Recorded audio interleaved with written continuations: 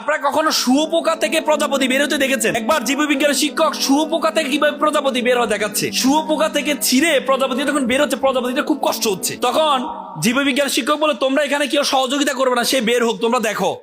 তো শিক্ষক একটু বাইরে গেল, একটা শিক্ষার্থী দেখলো তার খুব কষ্ট হচ্ছে। তখন শিক্ষক কি করলো, তার কষ্ট দূর করার জন্য শুয়োপোকাটা ছিঁড়ে দেয়। ছিঁড়ে দেওয়ার পর প্রজাপতিটা বের হয়ে একটু লাফঝাপ করে এরপরে কি মারা যায়। তো শিক্ষক এসে দেখলে প্রজাপতিটা মারা গিয়েছে।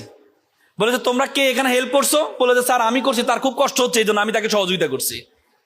তখন শিক্ষক বলে, দেখো, এই যে বের হওয়ার সময় তার যে কষ্ট, এই কষ্টটা তার জীবনে সংগ্রামে চলার জন্য পাথেয় ছিল। তুমি তাকে কষ্টটা করতে দাও নাই, তুমি কি করেছো? তার সবচেয়ে বড় ক্ষতি করেছো। আপনারা সন্তানকে একটু কষ্ট করতে দিবেন, একটু কষ্ট করতে দিবেন। যদি সন্তানকে কষ্ট করতে না দেন, তাহলে সন্তানটা আপনি যেই উদ্দেশ্যে যতটুকু নিবেন ততটুকু আপনি নিতে পারবেন না।